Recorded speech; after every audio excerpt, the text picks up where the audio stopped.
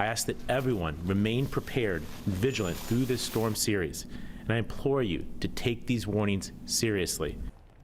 Mayor Todd Gloria today warning people across San Diego to take this incoming storm seriously. The city issued an evacuation warning today for areas badly impacted during our last storm, especially low-lying areas that are prone to flooding. That includes Southcrest, Mountain View, and Encanto.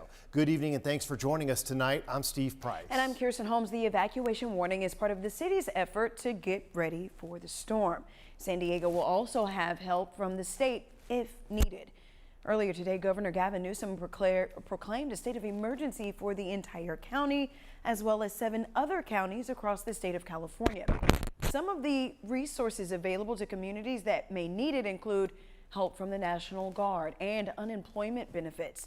The proclamation would also make it easier for out-of-state contractors and utilities to repair storm damage. CBS 8's Jasmine Ramirez has been talking with people living in some of the most flood-prone areas in San Diego, and she joins us now live from the Southcrest area, Jasmine, and that is one of the areas that was really hit hard a couple weeks ago. It really was. I mean, many of these residents had several feet of water inside of their homes 2 weeks ago when the floodwaters came through. So today they really spent their time trying to protect themselves, trying to prepare, just so this next round of floodwaters doesn't do the same type of damage. Take a listen. People living in southeast San Diego are still cleaning up from the floodwaters that came through 2 weeks ago. It's nerve. It works your nerves a little bit because you're not sure if it's going to happen again. We're just trying to prep as much as I can. Today, Andrew worked to create a barrier to protect his home from flooding. The National Weather Service is predicting this new storm will pack a punch. Thank you, San Diego. Together, we will get through this. Tonight, the mayor and other public safety officials held a press conference. They're urging the community to get prepared.